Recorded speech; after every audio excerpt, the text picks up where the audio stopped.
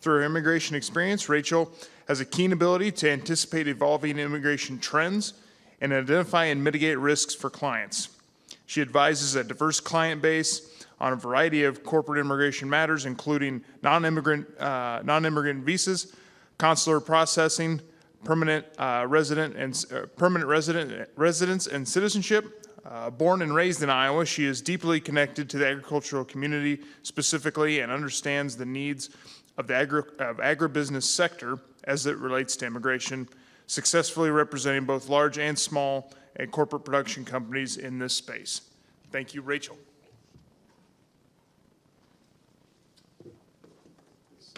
Terrific. Okay. Excellent. All right. Oops.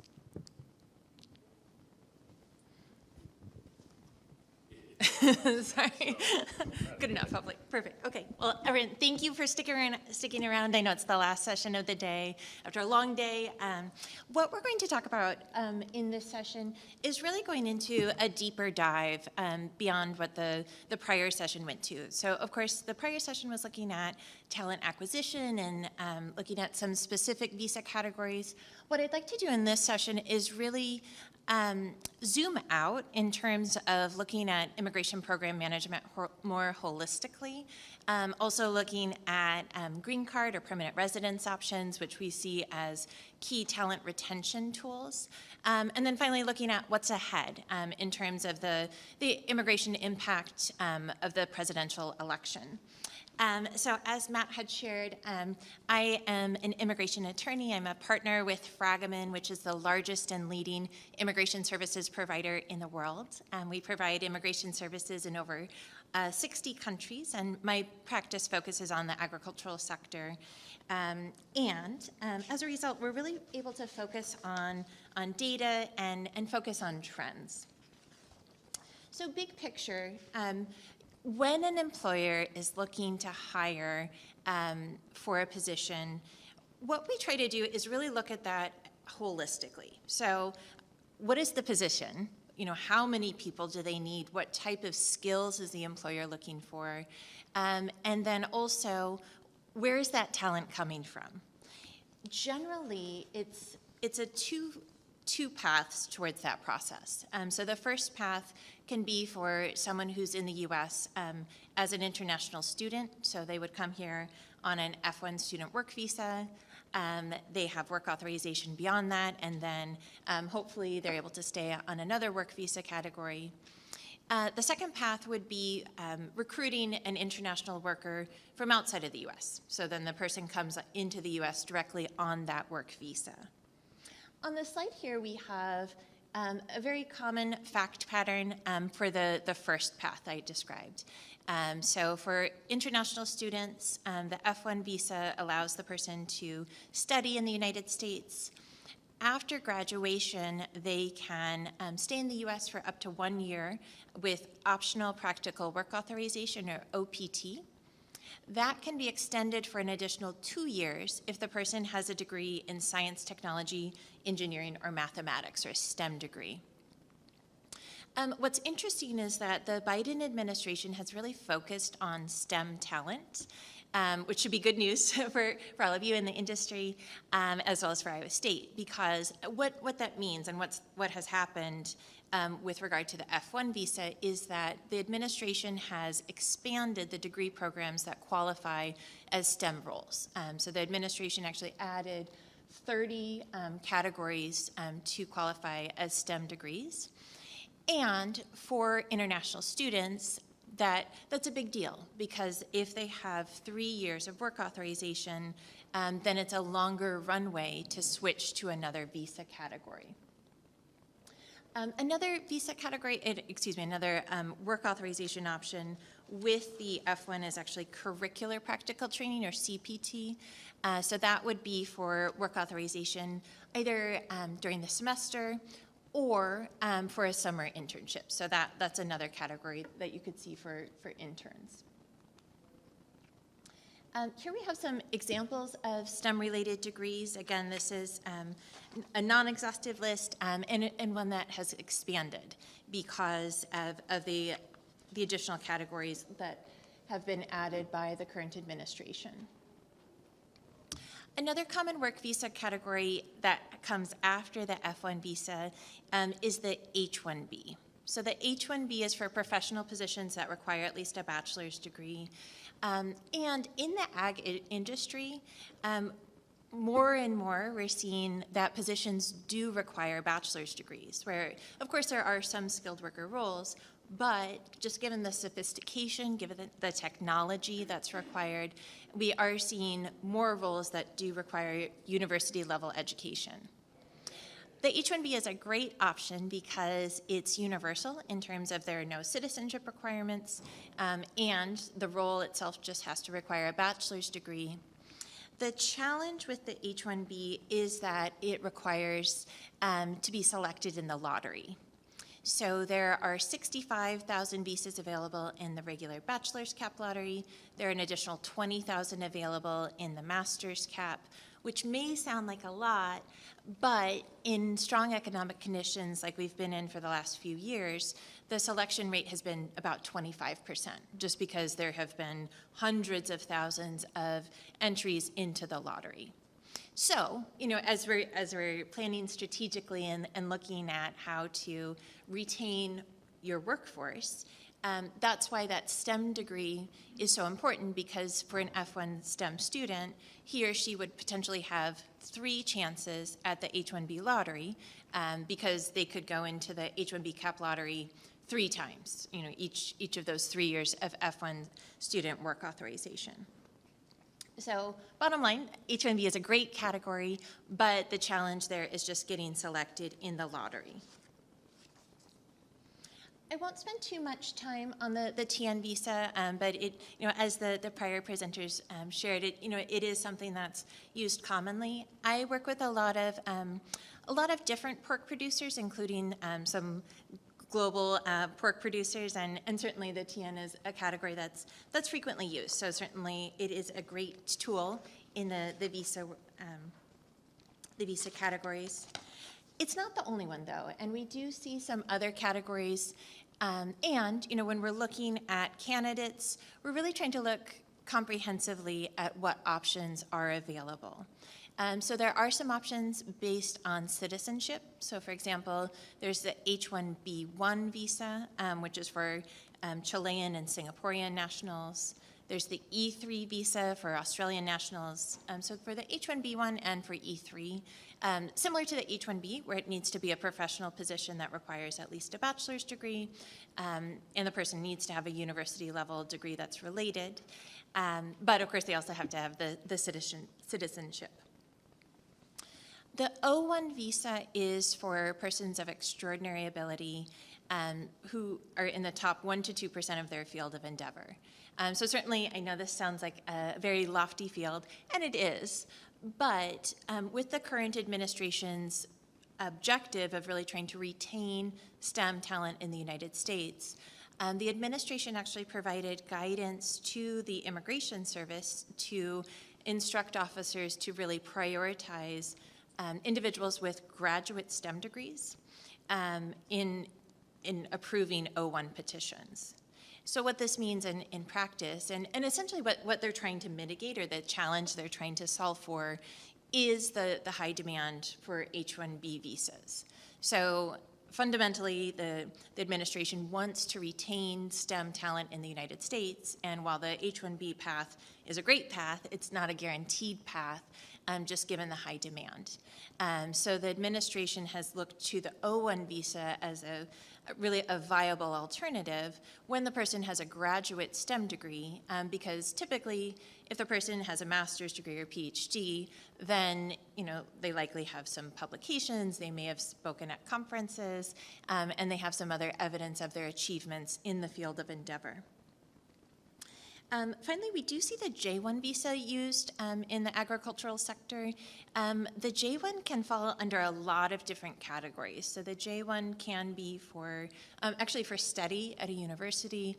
It can also be for internships or trainings. So it's kind of a multi-purpose tool in terms of the temporary visas.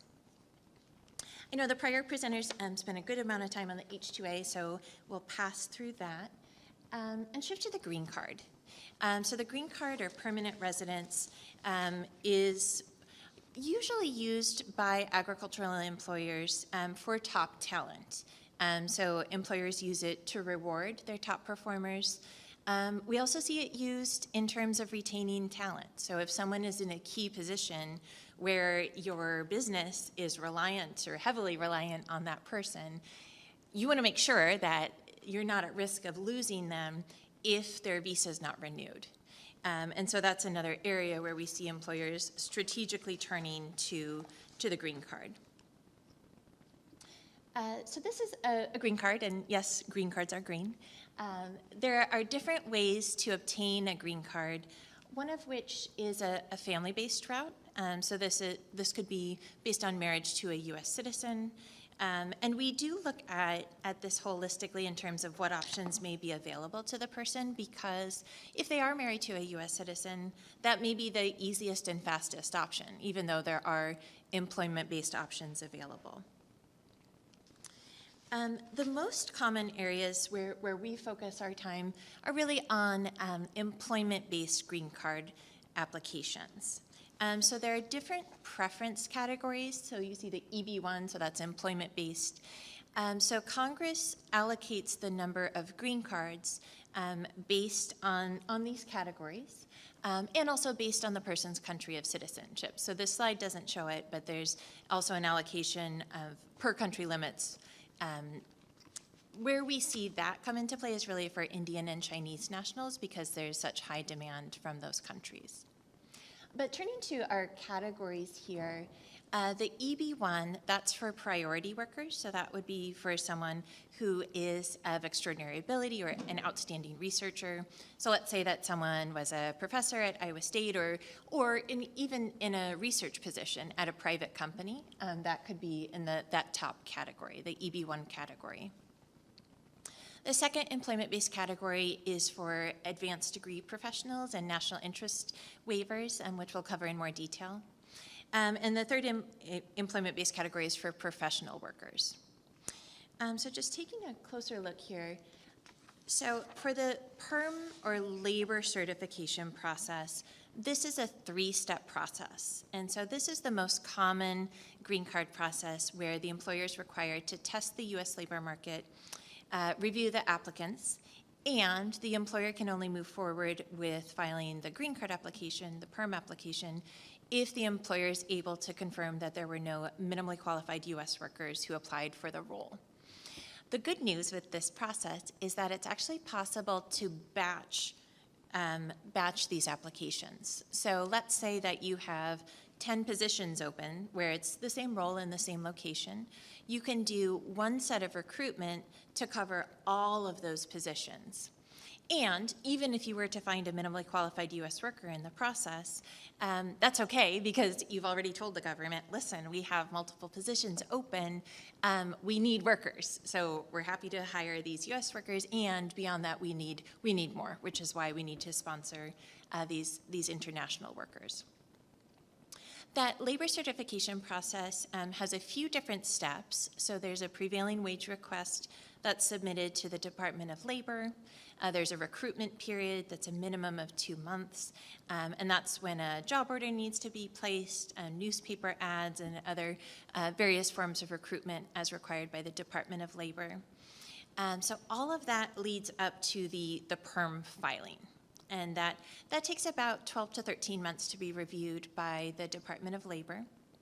Once that is approved, then the second step in the green card process is the immigrant visa petition. So that's the offer of permanent employment based upon the approved perm application.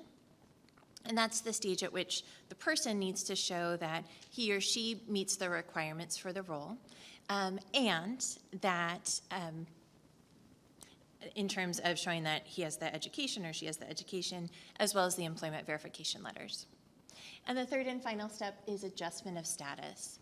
So that's the stage at which any family members can be included in the green card application, and a person can apply for employment authorization and advanced parole travel authorization.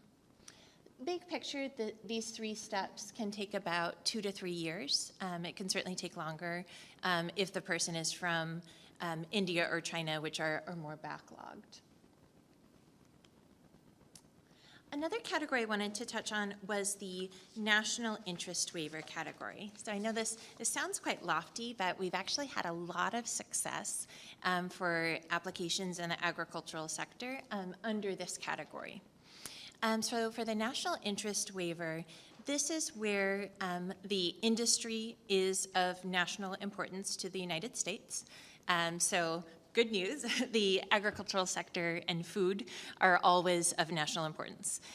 So that's certainly a very strong foundation for these applications.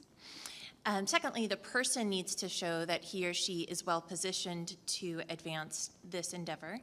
The person does need to have at least a master's degree or a bachelor's degree and 5 years of experience. So certainly these are professional roles, but they do not need to be executive level roles. So we've seen a lot of success at the farm manager level, engineering roles, but again, they do not need to be the CEO. And finally, the third prong is whether on balance, it would be beneficial to waive the labor certification to advance the green card process for this person. So this category was also called out as part of the current administration's focus on STEM talent. And essentially the administration is encouraging officers and has encouraged immigration officers to really prioritize STEM applications under the national interest waiver category, just because we have such a lack of STEM talent in the United States. As it comes as no surprise to this group, the demand for STEM positions is just growing exponentially. And so the government has been trying to look to immigration for solutions to retain that type of talent in the United States.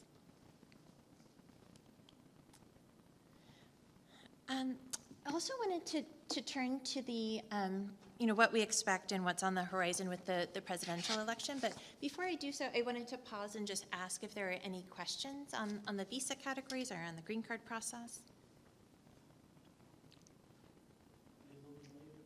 What's that? A little bit later. Okay, great. Okay. Terrific. So with the upcoming election, certainly we appreciate that there's been a keen focus on immigration in the news, in polls with voters. Certainly immigration is reported as usually one of the top 2 or 3 issues that voters care about. And as we look ahead and taking this from the lens of business immigration, because of course there are a lot of different aspects to immigration. Our focus is really on lawful employment-based immigration. But fundamentally, where we go from a business immigration perspective will likely depend on who's president. As we've seen across a lot of different areas, it's been challenging for Congress to come together to have alignment on issues, and so we're not expecting any congressional changes, certainly for the remainder of this year, and of course it'll depend on what happens with the election in November. But where we are seeing changes with immigration is more on the executive level, so executive orders, policy memos, instructions to immigration officers, just to name a few. So certainly we expect changes if there's a change in the White House, even though we wouldn't expect necessarily congressional action. So we can look at this from a few different lenses. So starting with immigration adjudications. If Ms. Harris is elected, we would expect a continuation of the policies that we've seen under the Biden administration. By and large, we've seen predictability and transparency for employment-based immigration. The Biden administration had put back in place a deference policy. So what that means is that when the Immigration Service reviews an extension application, they will give deference to their agency's own prior approval when adjudicating that extension. And of course, that assumes that it's essentially the same role, But as long as there are no major changes with the deference policy, you would expect for that extension to be approved because the agency already substantively reviewed and approved the application. One of the changes under the prior Trump administration is that they had actually phased out the deference policy. And so immigration officers were looking at each and every case anew. And what that meant on the ground is that there were many more requests for evidence, many more audits. So it resulted in a lot of questions from clients where they said, what do you mean? Like, why is the Immigration Service questioning whether I qualify for this category? I'm in this category already. But essentially, the administration had chosen to phase out the longstanding deference policy. So again, if Ms. Harris is elected, we would expect for that deference policy to continue, which again gives predictability in terms of the extension process. We also expect a continued focus on H-1B eligibility and H-1B modernization. The Immigration Service recently changed how they run the lottery. Back in the day, each and every case would need to be filed, so it would be like 50 or 60 pages of a petition. We would FedEx it into the Immigration Service. We're actually the largest filer of immigration petitions in the world, and so I remember when I was a junior associate, FedEx would actually send a truck to our New York office, and we would fill up the truck with H-1B petitions, and they would drive directly to the service center, just because we had so many filings that were going out at once. So those were the olden days. Now the Immigration Service has modernized that, and there's an online system. So the online system is much better, and it saves a lot of paper. With the registration online, we have to enter the information into the Immigration Service's online portal, and then they use that electronic information to run the lottery. So that has certainly been a great step forward, and we understand that the agency is looking to expand some of those electronic efforts. Most applications are still filed in paper form with paper checks, although the agency is looking to expand the option to file online. So that will definitely be a welcome change.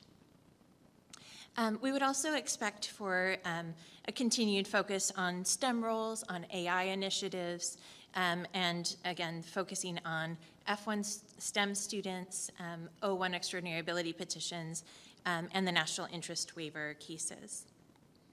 On the flip side, if Mr. Trump is reelected, we would expect, similar policies to what we saw under his first administration. So more challenging adjudications, more requests for evidence. There were more delays in the process. There could be just an increase in hurdles. So to give you an example, under the prior Trump administration, they had put in place a public charge rule that required extensive financial documentation. So it required individuals to submit copies of their mortgage, bank account statements, investment accounts, credit card scores, and so it could be hundreds of pages of financial documents. So at the end of the day, we were still getting those cases approved, but it was just a heavier lift for applicants in terms of those requests for documents. There is a proposal under the Republican agenda to phase down or phase out the H-2 program. So I think that would have an impact for some of those in the room if that were to come to fruition. There's also a proposal to decrease agency funding across the Departments of Labor, Homeland Security, and State. So if there's a decrease in funding, then certainly we would expect slower processing times. So secondly, turning to risk and compliance, if Ms. Harris is elected, we would expect for the compliance factors under the Biden administration to continue under her administration. So where we've seen the most compliance focus has been with child labor and child trafficking. So really trying to crack down on that.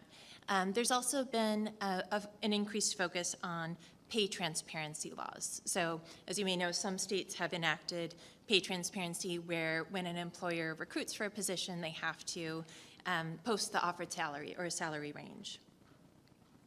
On the flip side, if Mr. Trump is reelected, we would expect expanded enforcement in terms of focusing on identity theft. We could see more raids. He's talked about mass deportations of undocumented migrants, so that could certainly be on the horizon. And then looking at it from the lens of humanitarian programs, the Biden administration recently released 2 different programs for individuals in DACA and more generally for Dreamers. So DACA is for Deferred Action for Childhood Arrivals. So these are children who came to the United States without status. Many of them are adults now, and they can apply for work authorization, but they don't have status, nor can they apply to get a green card or normalize their status. So the administration has put forth 2 policies that would provide paths for individuals under DACA. So one of which would be to allow for the spouse of a U.S. citizen to apply for what's called parole in place, and that parole would then allow that spouse to apply for the green card. On the flip side, there's also a second program to allow for individuals with a university level degree to apply for a work visa.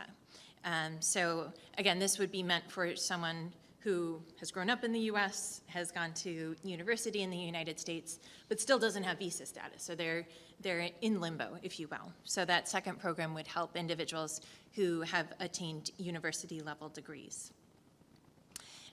So the first program, the program for U.S. citizens, will launch in mid-August.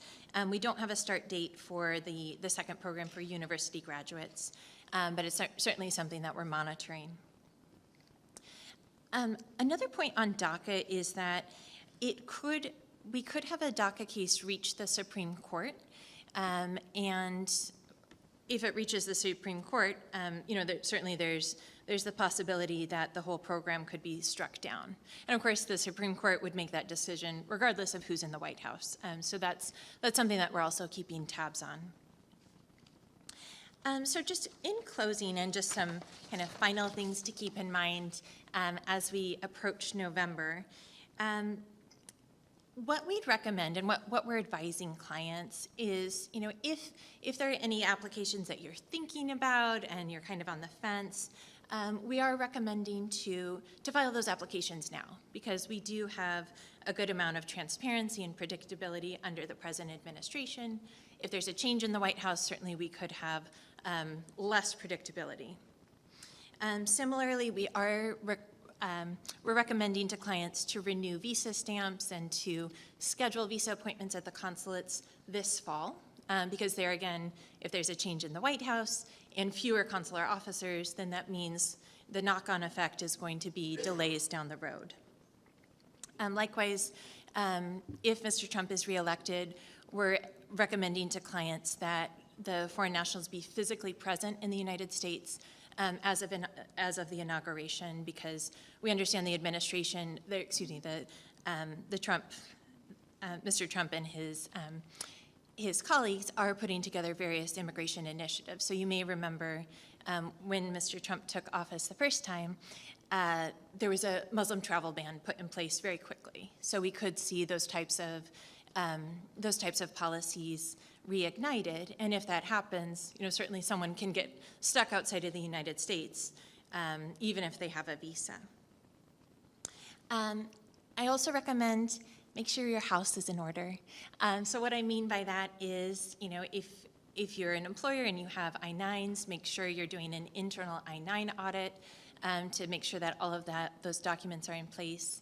If you have H-1B workers, look at the public access files, just to make sure that, if there are more audits, if there are more, investigations, that your documents are in order. So a lot to keep eyes on and a lot to focus on. I think the good news is that we feel well poised to advise clients regardless of the outcome of the presidential election, just because, again, we expect that a Harris administration would be very similar to what we've seen under the Biden administration. And likewise, we were able to successfully help clients navigate the prior Trump administration. So with that, I'm certainly glad to take any questions. Again, thank you for sticking around. I know it's late. I know it's been a long day. So I appreciate your time and your attention.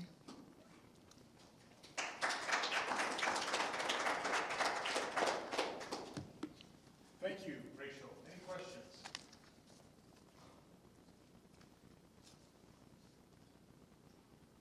I just want to say thank you. That was a really good explanation of all the different programs available and over and above the H2H. Oh, thank you. These programs. What we run into a lot on our side is when we start talking about immigration and visa programs, it turns into an immigration discussion. And legislators that are friendly with us want to limit immigration programs often. And so, is there any advice you would give to pork producers to kind of stress the importance of keeping those programs in place and reforming them so that they do fit our kind of work better? Because I don't know that a permanent immigration program would necessarily be the most equitable for producers when our margins are so small to begin with. Right.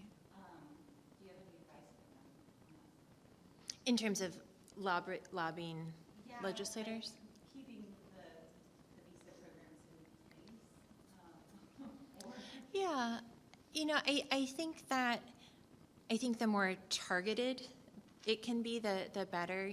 Where Congress has had comprehensive immigration reform in the past, but it's been many years since then, and the last time they even tried to touch congressional immigration reform, I think it was 2012, and even that fell apart. I think the challenge is that, as you said, immigration is very complex, and it's so different, where the issues at the border are different from issues with employment-based visas or issues with family-based visas, and I think many people lump them all together, but I see them as very, very different. So in terms of advocating from a business perspective and lobbying your congressman, I would try to be really specific in what the need is and really focusing on the business impact. This is about the business. So the business needs talent, and immigration is just a tool to get the talent you need.